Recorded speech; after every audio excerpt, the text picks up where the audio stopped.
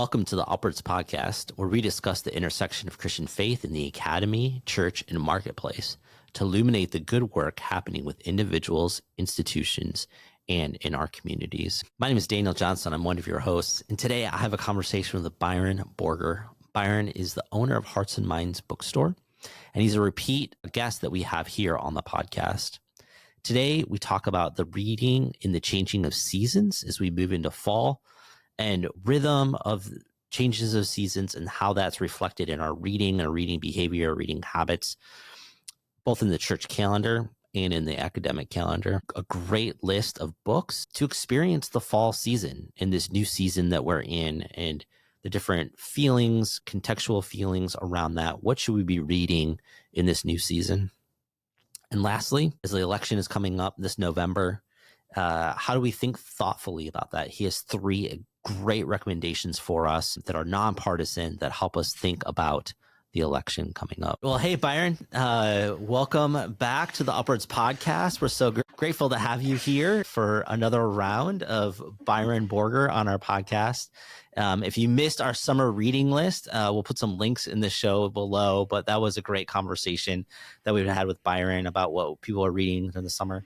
And now we're transitioning into the fall. We're at Christian Studies Center here at UW-Madison. The fall is kind of our launch of a season that we go full throttle, kind of the end of August into September here, and welcoming students back to campus, welcoming thousands of new students to campus, and a lot of students discovering us for the first time, which is really fun. So, but welcome back, Byron, to the podcast. It's great to be here. I love what you're doing there in Wisconsin, and I'm honored from South Central Pennsylvania, Hearts and Minds bookstore, to be able to join you in this podcast. So thanks. Absolutely. Well, Byron, I just wanted to jump in. I have a couple of questions that I kind of had laid out to you a little bit to be thinking about. And kind of this idea around reading in seasons kind of came up. You know, we transition, not everyone kind of lives in like an academic calendar, but a lot of people do in our world. How do you think about reading when it comes to kind of seasons, books? I think of the crisp air that's that's coming our way here. Being in the Midwest, and just that feeling that there's just a different feeling when the seasons change, and even fall to winter, winter to spring, spring to summer. How do you think about reading and books in these change of seasons? Daniel, you know, that is just such a fascinating question. I'm glad you asked. I'm not sure what to say about that because it's like an hour-long conversation just on that. On one hand, reading can happen anytime, anywhere, no matter the season. And it's so individual. You and I were just talking about some hard times some of our colleagues are having, and a personal loss in my family. So, you know, that colors where you are in your season of life, so to speak. But on the other hand, we are embodied people in God's creation. I know you teach that there at the study center, that our salvation story doesn't happen in abstract or in some distant ether, spiritual ether, but it happens in real people made in God's image, rooted in his creation that he called good. It's distorted because of sin, but it's still a inherently durable place. And so this good world in which we lived is embodied, and there are seasonal changes. So that has to make a difference. In my own podcast, 3 books from Hearts and Minds, we call it, just a week ago, I said that in the summertime, I always like to sit outside. I get a light out there and I read even into the dark, just listening to the cicadas. And there's something good about being outside. And then I like to read books about nature, about creation, about, birds and stuff. You know, I'm not much of an outdoors person, but I like reading vicariously about God in the wilderness. And so I always read sort of outdoor stuff, Annie Dillard or what have you, this sort of ways to capture the beauty of creation when I'm in the summer air outside. And so I think that the example carries out into the fall as well. The fall is crisp here in South Central Pennsylvania. And so that tone just should draw you to something. Now, what it draws you to is curious to me. I'm not really sure what most people like. Some people like novels in the summer, but other people maybe have some extra time. And so they want to research something deep. They've been studying the Old Testament prophets, or they're trying to study American history or something. And they dig in deep to 3 or 4 books on the same deep topic because they're doing a deep dive that they're too busy to during their regular kind of working year. And so I think everybody's rhythm is a little different, but there is something to this, that reading is not abstract. It's not just something we do in our brains. We do it as embodied people. And so there is something about doing it in nature as the seasons change. You are really wise to ask that. I'm just not sure what all to say about it. How about you? Do you read differently in the fall? I think, changing of seasons probably brings, I'm not a huge fiction reader. I'm mainly a nonfiction reader. But the summer does feel like it's kind of that season of a little bit of fun. There's adventure, kind of fun around it. Working here at Upper House, when we change into this fall, it's heightened activity for us. And so we're really thinking about students coming back into the fall and how can we guide them? What are the resources that we need to be providing for them? So there's like this preparedness almost in the anticipation of season that's happening, which I know is appropriate for a lot of people's lives. And one of the other things that I was thinking about was also kind of the reading and the change of the church calendar. And we always on kind of two seasons, right? We hit on Advent and Lent. It feels like those are the kind of things. But there's so many other seasons of the church calendar that we're not always connecting with. And like our African friends, we spent some time in Africa, and Pentecost is a huge holiday there that we don't really celebrate. Most kind of evangelical churches don't necessarily celebrate Pentecost in kind of the full function that it is. Well, in our church, we all wear red that day. We're Presbyterians, but we're into it. So Pentecost is increasingly, what's important down here in central Pennsylvania among old German Reformed folks who tend to be Lutheran, the United Church of Christ, but also amongst the Amish is Ascension Day. Interesting. If you go to an Amish market just an hour from us over in Lancaster County, where there's tons of Amish folks, they have like their little Amish business cards. They're closed on Christmas, Easter, and Ascension Day. Like they say that on their calendars. That's Ascension awesome. Day is huge for the Amish tradition. Everything's shut down. So isn't that interesting that a liturgical season of Ascension is real important in some faith traditions? So that's, another layer is the seasons changing and what that does to your reading kind of tone and habits and outdoors experiences. And then the work calendar, which for you in higher ed is real big. I get that because I worked in campus ministry a good number of years. And then there's the liturgical calendar that in a certain sense says you shouldn't be as informed by the seemingly secular calendars, of the opening of baseball season or the 4th of July, but we should care about Jesus and his birth and resurrection. So there's all those things sort of layered over on top of each other. My friend Paul Metzger, who's a wonderful scholar out at Multnomah Bible College, has something called the New Wine Institute, New Wineskins on cultural engagement. Really sharp guy, scholar, philosopher, theologian. But he has a book on the liturgical calendar that he talks about sacred time, almost the way Jamie Smith does in his book on time, that there's calendar things that the church have given us that should literally shape our demeanor of how we lean into time.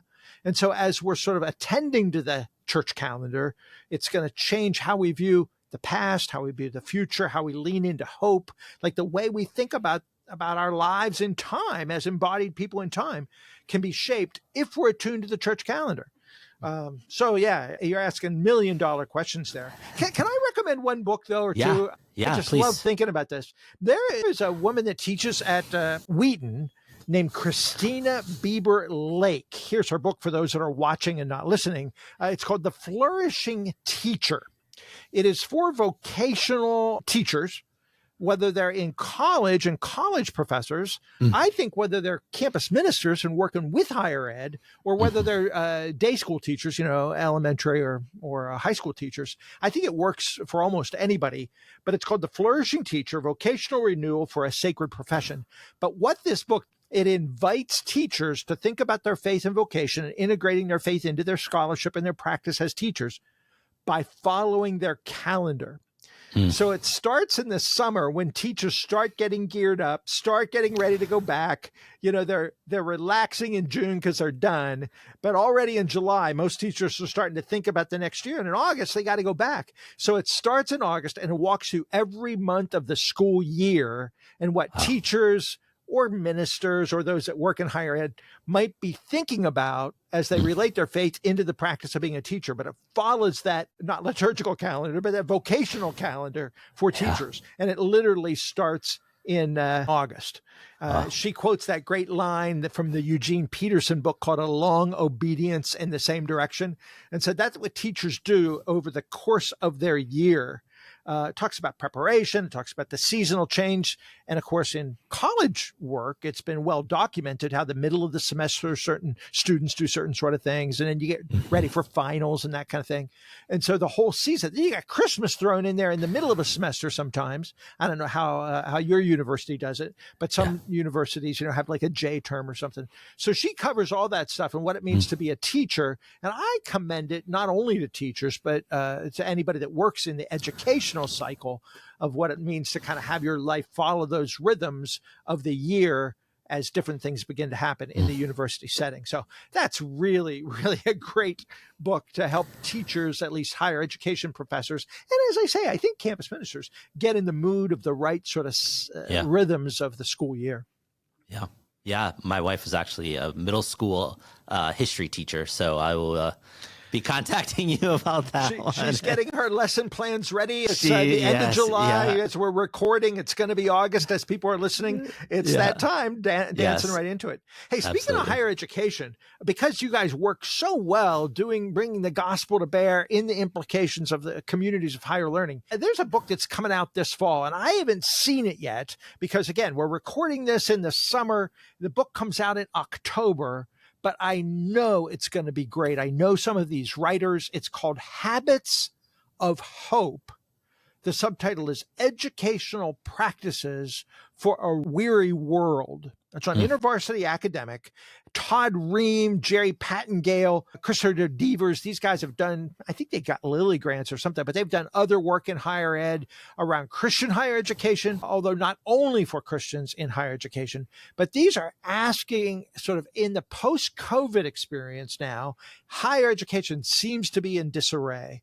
Our learning cycles have been disrupted. The attendance is different in different places, often down. There's uncertainty. There's some struggles with the toxic stuff in the air anyway. So these pre-existing challenges that are always there for higher ed are now exaggerated. And they're asking, what do we do about that? How do we do higher education well in a post-COVID world from a uniquely Christian perspective that brings hope to the foreground? Here's some of the authors that are in it. And again, I haven't seen these yet, but Hans Boersma, who's a brilliant theologian, Phil Graham Riken, who's the president at Wheaton, Kimberly Battle Walters Denu, a great African author, I think. So there's a number of people. Jerry Pattengale's over at Indiana University, Wesleyan University. So yeah, this is going to be a good book, I think, for those longing to kind of figure out how we lean into hope and create habits in our educational practices that engender a kind of education that is hopeful, that's exciting and realistic, but bringing the gospel of hope to bear. So that's something that I'm looking forward to, even though I swear I haven't seen it yet. I know it's going to be good. Yeah. What do you, I mean, you've done some campus ministry work, you've worked with students. Oftentimes we get students who don't want to read anything else, right? In the middle of the academic semester, they're reading a ton for classes. They're doing Bible study, trying to even weave in another thing that they have to kind of consume and think about, kind of articulate out in either a conversation or a book discussion or something like that. How would you kind of work through that with students? Oh man, if we could figure that out, all of our lives would be a lot easier. In one-on-one conversations, as you look into the heart of other students or other adults for that matter, I think everything's sort of different. There's no formulas. There's no easy answers. But I've found that sometimes a couple of different things help. One thing is, if the students are serious Christians, we invite them to a whole life discipleship that includes obedience around the issues of life of the mind. God calls us to love him with all our minds. Romans 12 talks about the renewed mind. Philippians talks about having the mind of Christ. We have the example of Paul at the very end of his life. We talked about that in the last podcast. In fact, the very end of his life, Paul's ordering books from young Timothy.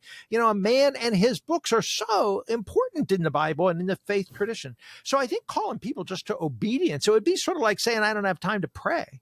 Well, you may not have time, but I'm sorry. It's part of what Christians do. I'm too busy to go to church. I need to rest on Sunday. I'm sorry. The cost of discipleship is you get up Sunday morning and you show up, whether you like it or not. There's certain things we do And as we develop those practices, they actually pay off and create virtue and excitement and enthusiasm and insight as we live wisely in the world. So it's a blessing to be obedient.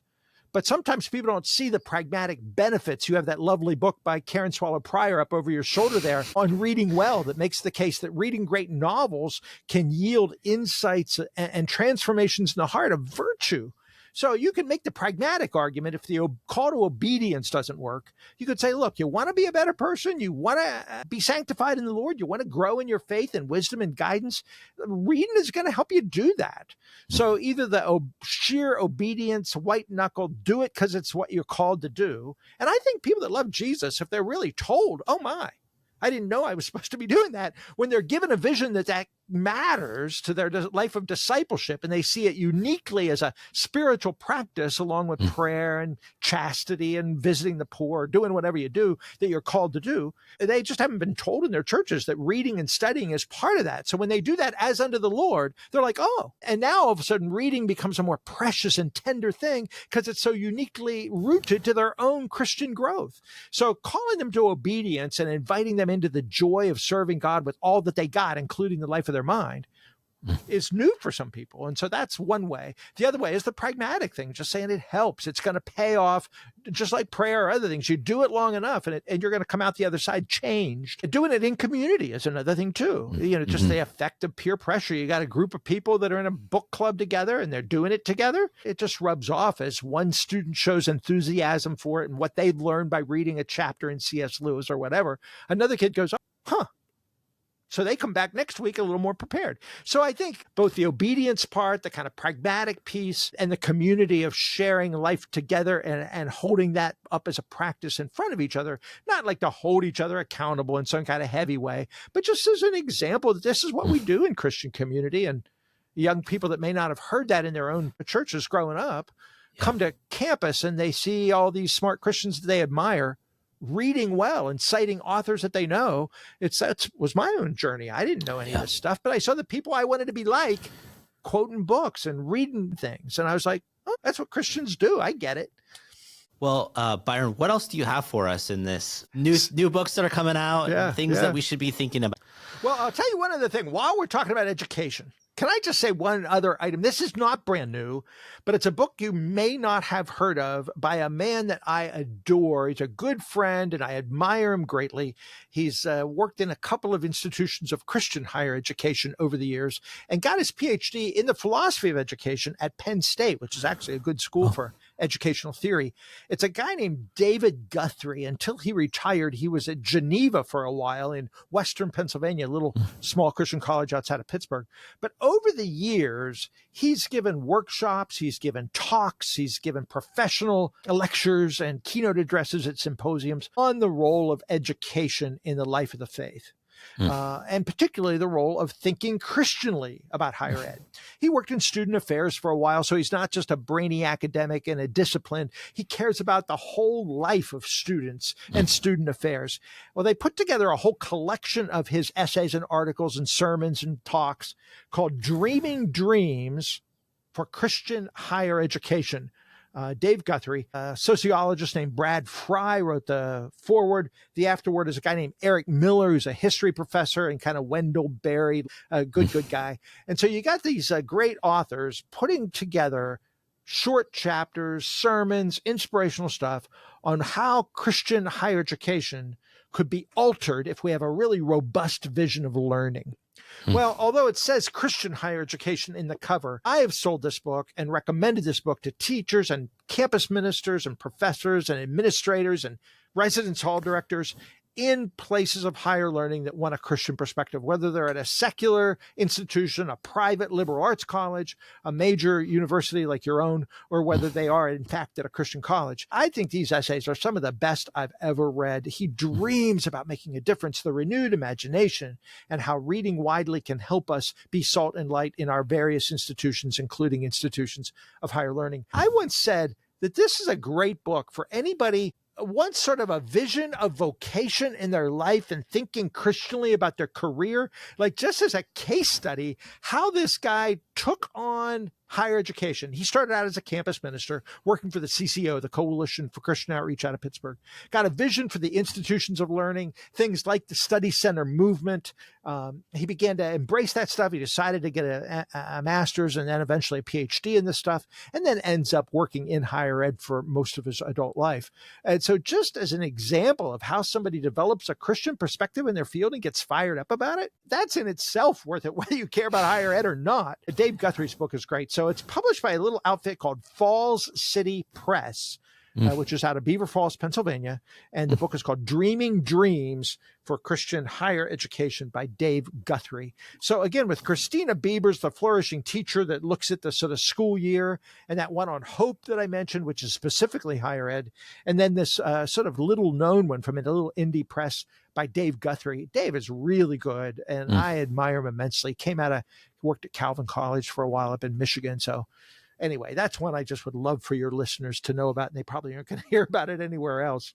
That's great. That's great. In terms of new books that are coming out, I want to say a couple of things. I'm glad you asked and gave me sort of open chance here. There's all kind of new stuff coming and a whole array of things we could talk about. Let's stick with this bit about the fall. One of the things that I think some of us enjoy, and I mentioned this about my summer reading, but I think at least in the early fall, I really like to read books about creation, about nature.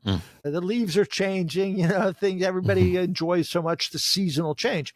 I just have to tell you about this book. It's not brand new anymore. It is written by a woman from Calvin, actually, Deborah Reinstra, called Refugia Faith. Refugia Faith, that our faith can create places in the creation that are essentially refuge for other creatures. It is about our oneness as creatures with other God's creatures, how we can find shelter in the world, even in the midst of climate change, where there's a lot of dangerous stuff happening, fires and so forth. She calls Refugee of Faith, the subtitle is Seeking Hidden Shelters, Ordinary Wonders, and the Healing of the Earth.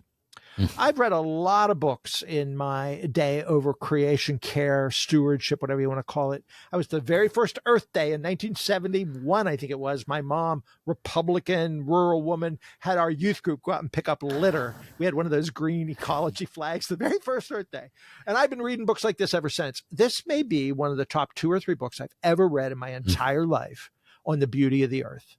It is so wise, so beautiful, so evocative. It's a glorious read. She happens to be an English professor, so she's not an environmental science as such, an environmental scientist.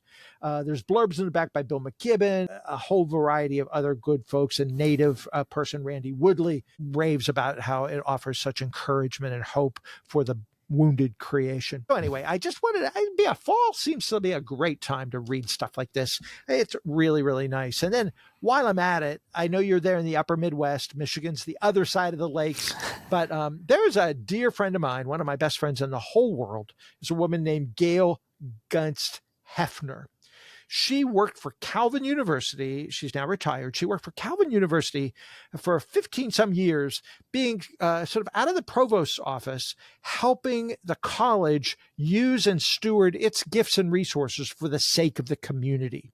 Sort of the town and gown debate, Yeah. Can the college, with all its specialty resources, serve the community in which it finds itself, even through academic-based service learning, which she's written a book on as well.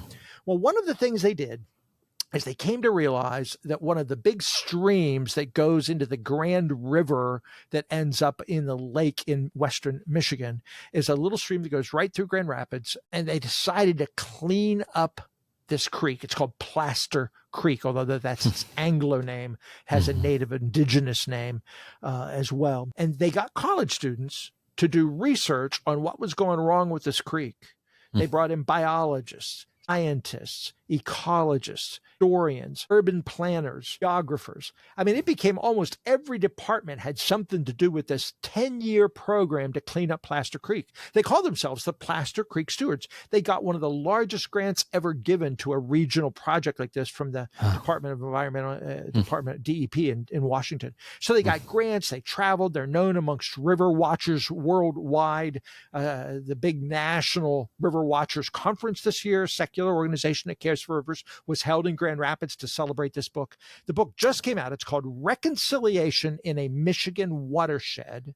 Wow. It's by Gail Hefner and her science professor colleague, David Warners.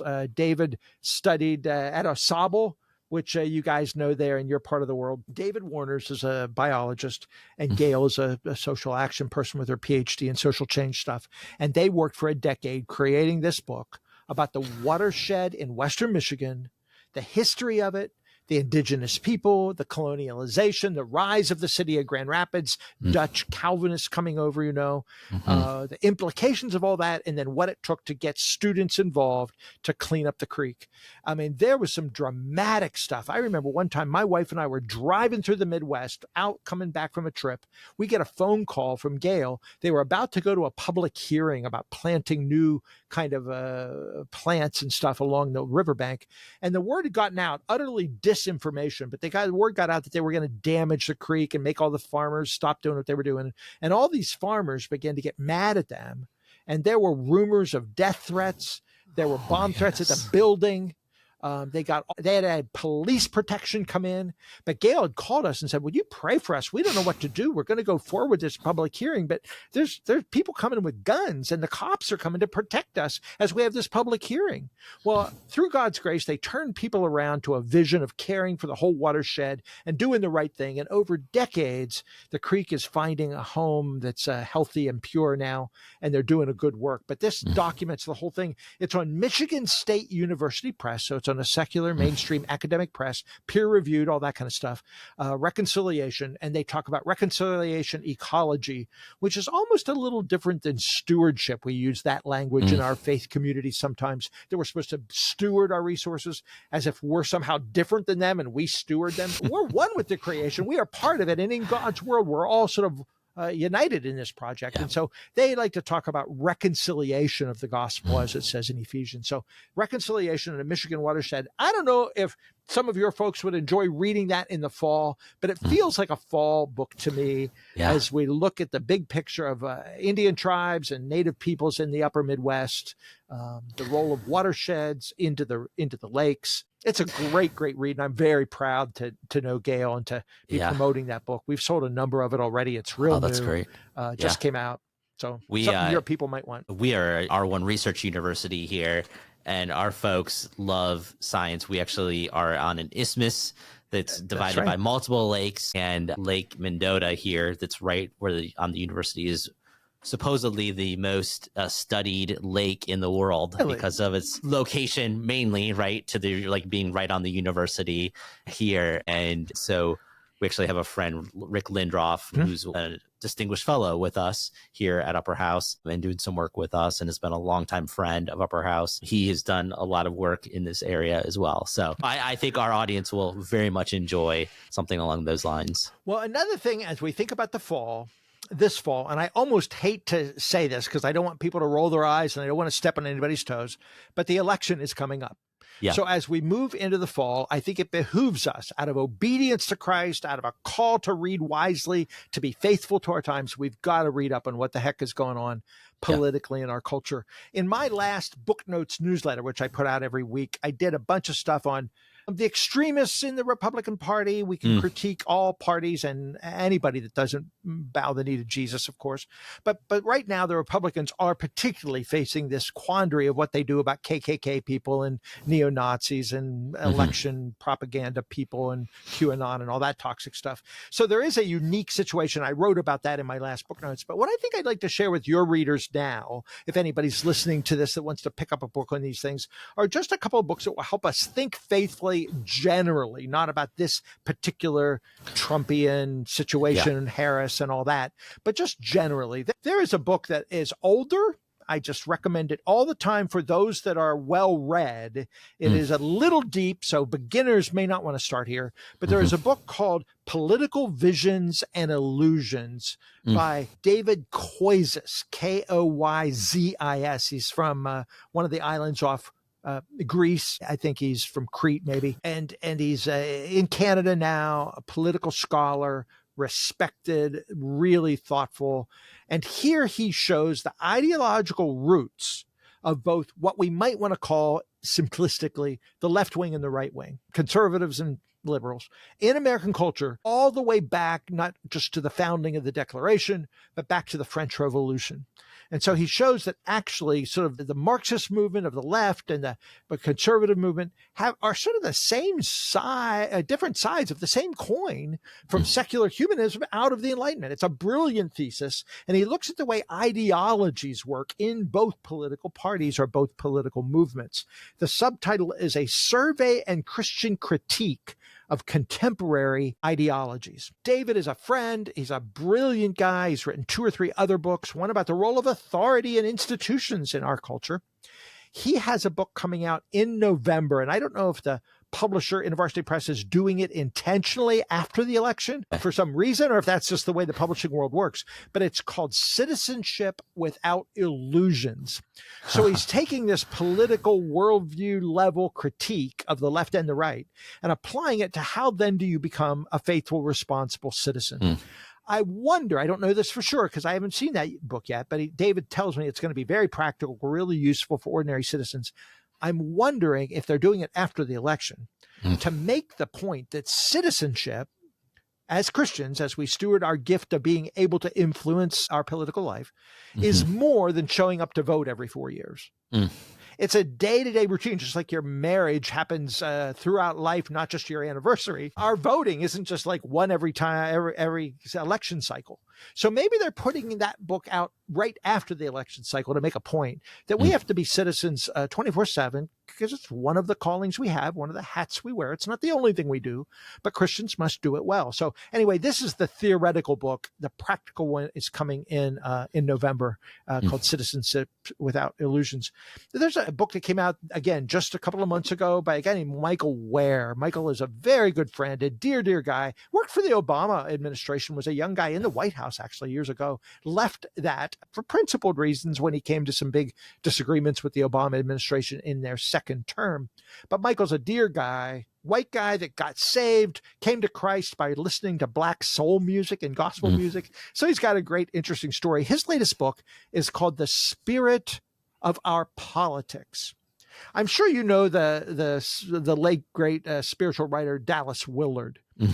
Dallas influenced Michael quite a lot. And so I basically say this book is Dallas Willard Goes to Washington. It is about spiritual formation and sort of the renovation of our public lives. So if you want to kind of make sure your spirit is right about that, as you have a deeply Christian, truly Christian, not only philosophy, but heart for politics, Dallas Willard Going into the Washington Sphere via Michael Ware is a gem. There's a book called Truth Over Tribe that might be helpful for some of your listeners. Not hard to read at all, but I like this a lot. Truth Over Tribe is called Pledging Allegiance to the Lamb, Not the Donkey or the Elephant. It's by Patrick Miller and Keith Simon, 2 guys that have a podcast by this name, and their podcast is really useful as they try to figure out how to be Christians who are committed firstly to Jesus and to truth, and not primarily to donkeys or elephants, not to red or blue. Our truth is not tribal.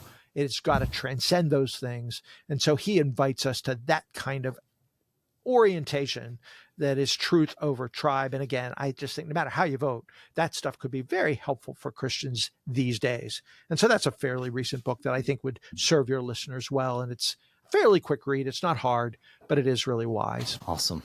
Well, those are great titles. That Michael Ware book is one of my favorites around politics. And I love that. And I think our audience will be very intrigued to be reading those in this season as we're making decisions about important things coming up here in November. Hey, can I tell you another one that is heavy, and deep, that is about politics, but not only politics, but about the culture wars. It's by a guy who I think coined that phrase, culture wars. It's called Democracy and Solidarity.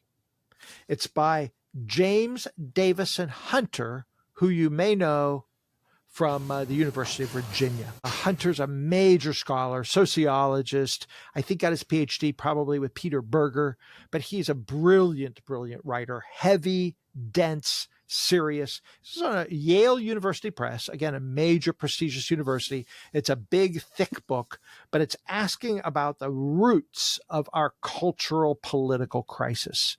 I've reviewed it only in passing. Christianity Today or the Gospel Coalition did a long review of it about a week ago in early July.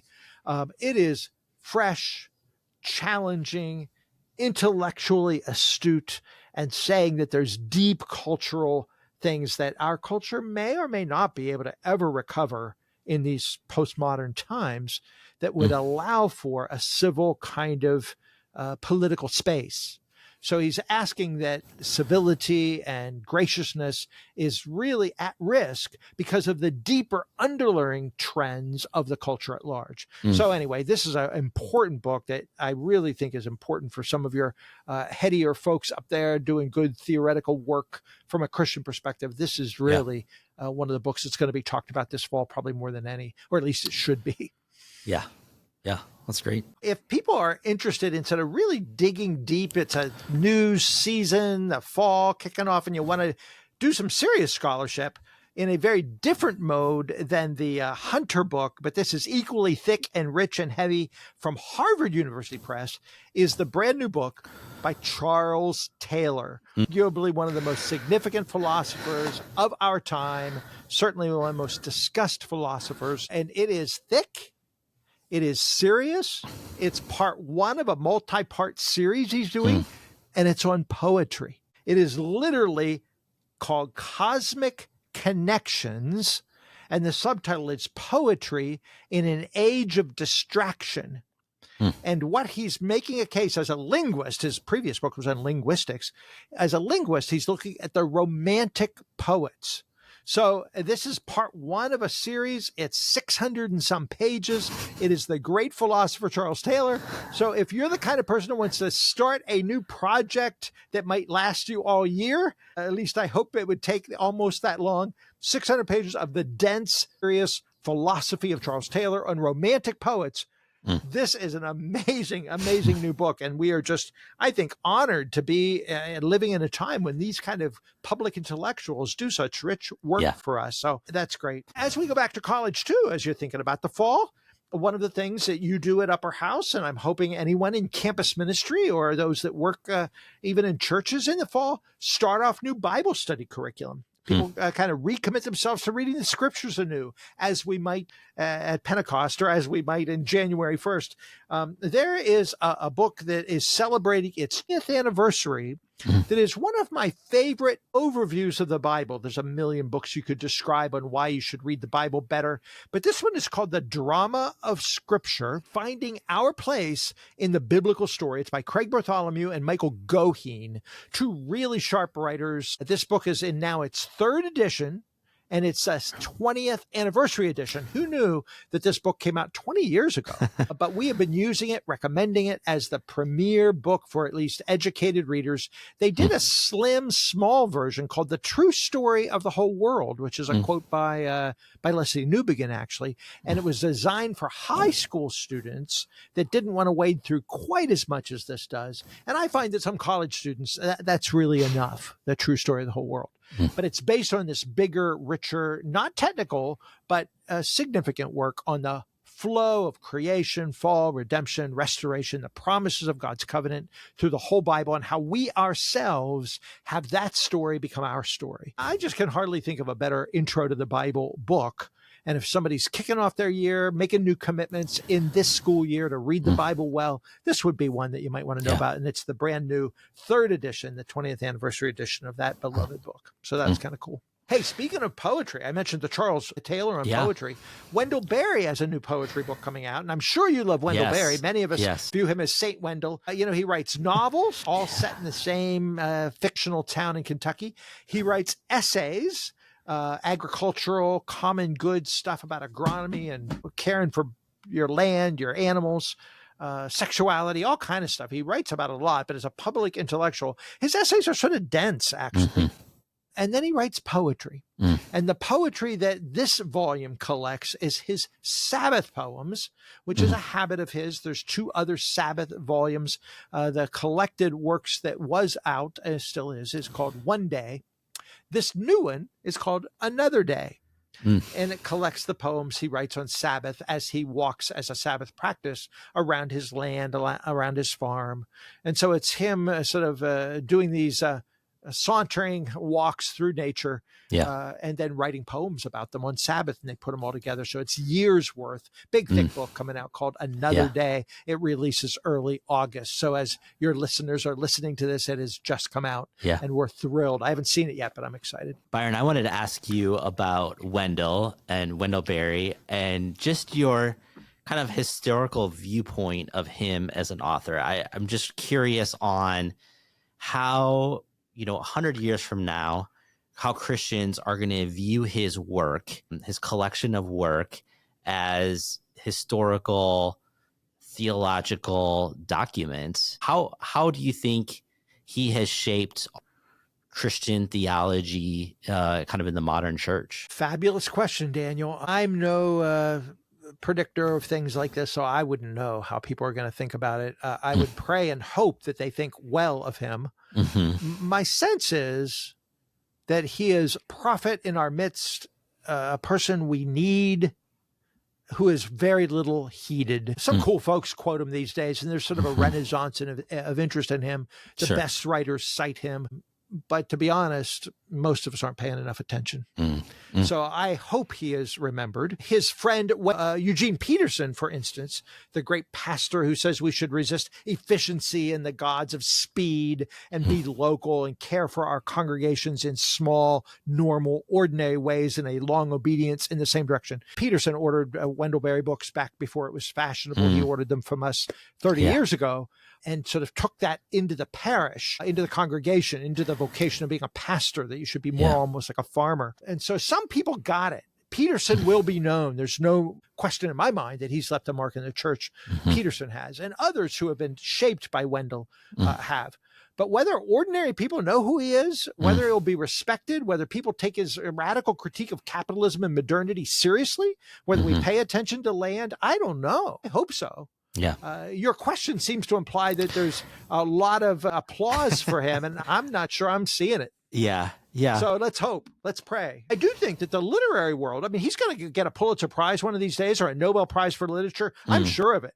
His writing is respected amongst those who care for good words. And his poetry and his novels are not hard. They aren't heavy, hard books to read. They're delightful. And so just like Marilyn Robinson wins a Pulitzer Prize for Gilead, and she's an essayist and a Calvin scholar and writes dense essays in the Atlantic and stuff, but then writes this lovely novel about a Christian family. He's kind of like that. He writes these dense, almost angry essays about the abuse of land and the coal companies and all that stuff. But then he writes these charming stories that really flesh that out and tell the stories of ordinary people that are farmers in a sense of place and believe in the commonwealth of their community, a belonging, whether they know they belong or not. They belong in their small towns.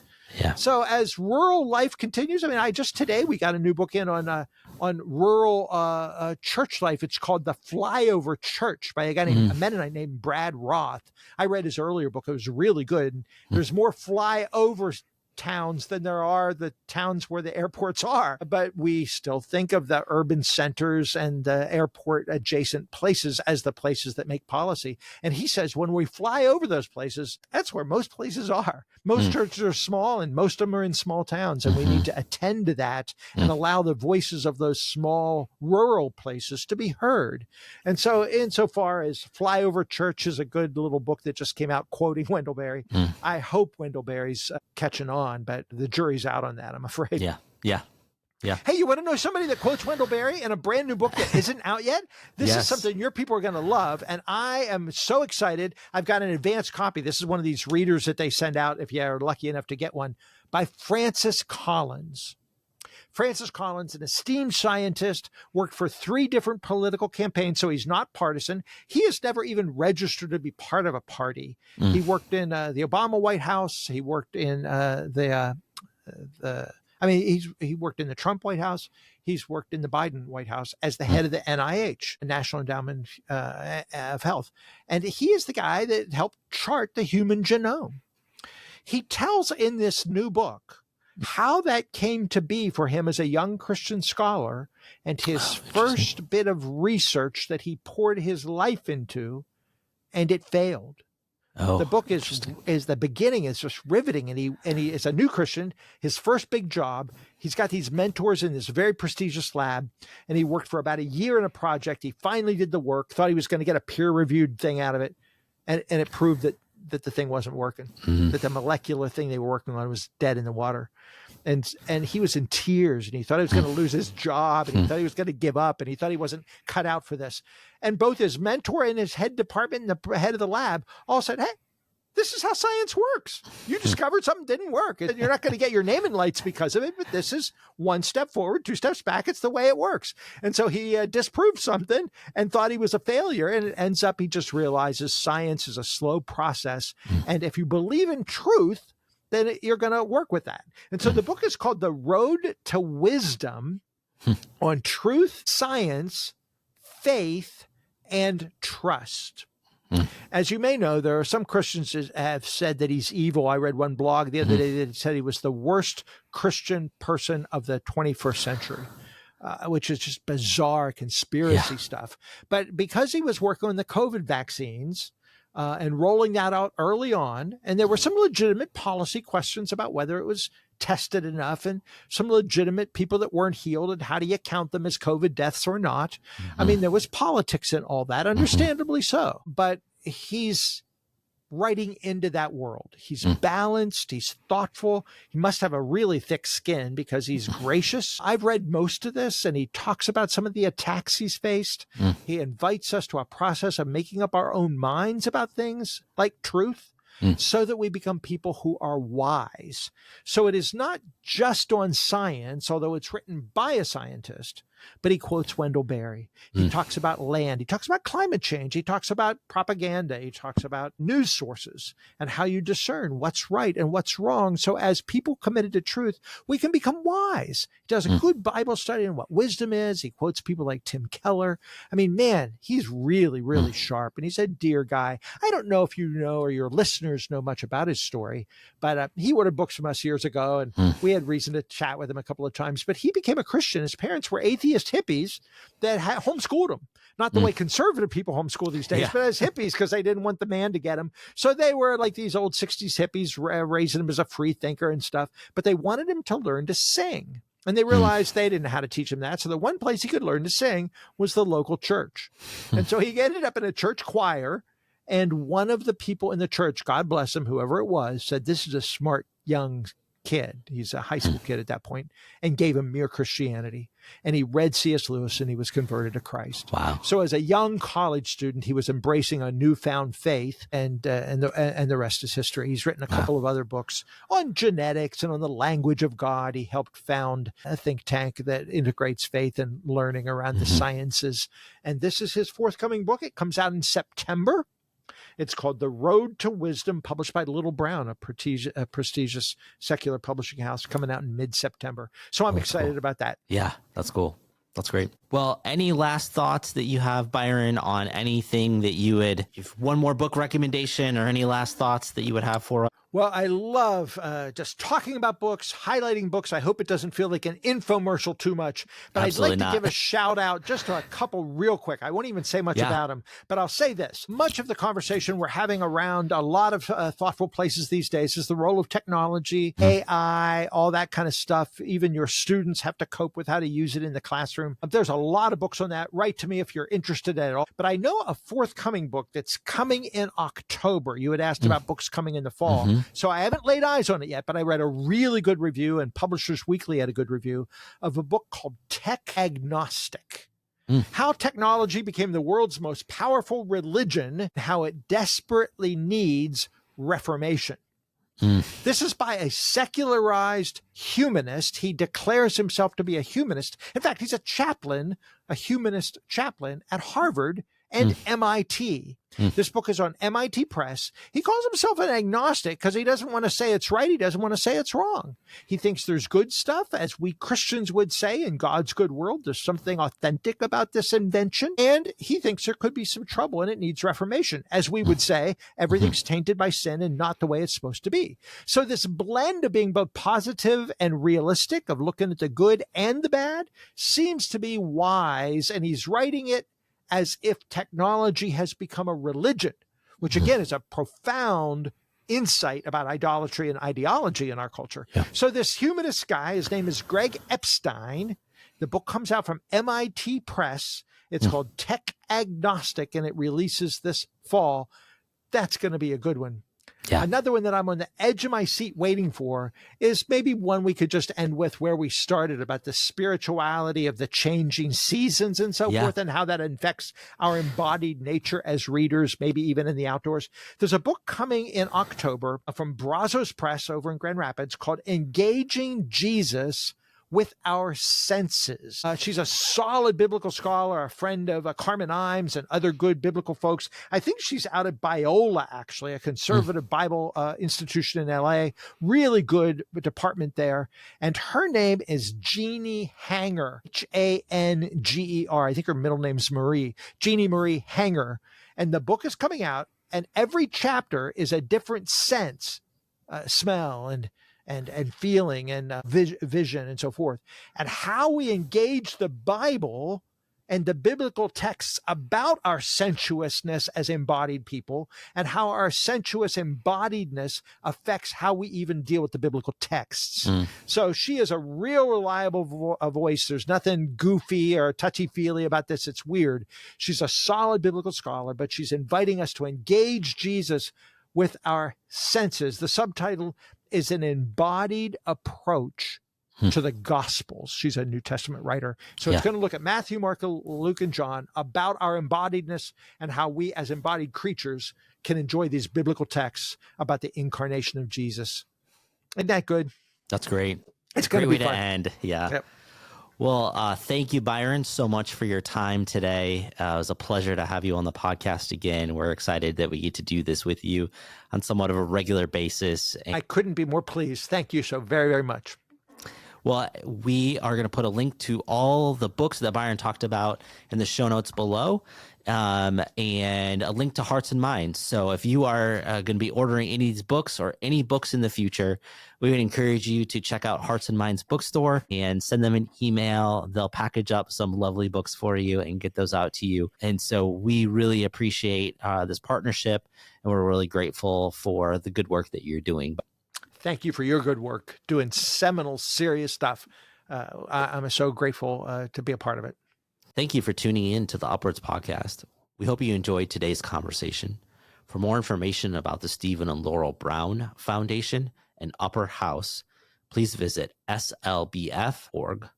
Go in peace and be a light on our campuses, in our churches, and in our businesses, so that all may flourish.